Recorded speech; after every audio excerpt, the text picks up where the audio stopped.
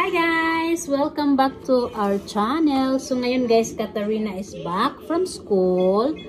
So every time na uuwiin siya guys, kasi kumain na siya sa school, binibigyan ko na lang yan siya ng snack. So gusto ko bigay sa kanya is fruits habang nanonood siya ng TV.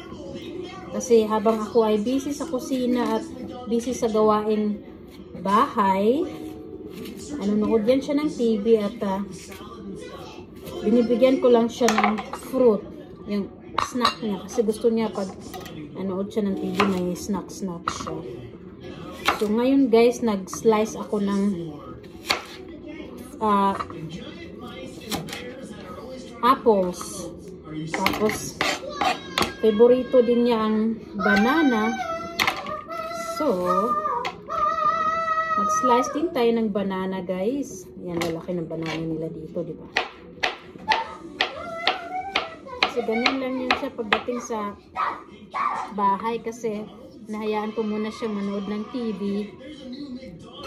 Kasi syempre, galing sa school. So, para ma-relax naman yung utak niya. At meron din akong strawberries. Iwain lang natin yung strawberries. Ayan. So, yan na yung kanyang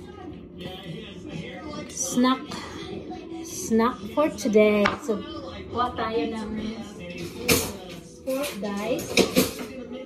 So, ito yung fork niya. So, yan yung gagamitin niya guys. Let's go. Ibigay natin ito sa kanya. Hello, Katarina. Here's your snack. Say hi. Hi. What you gonna say? Thank you. You're welcome. So, yan yung kanyang snack. Give me that. So, yan yung habang nanonood siya ng TV. May juice siya. I'm watching this. I'm watching. You're watching that? Kids and Crew. Ah, okay. So, ayan, kumakain na si Katarina. How is it? Is it good? Yeah. You love... There's blood on the ground. Oh, really?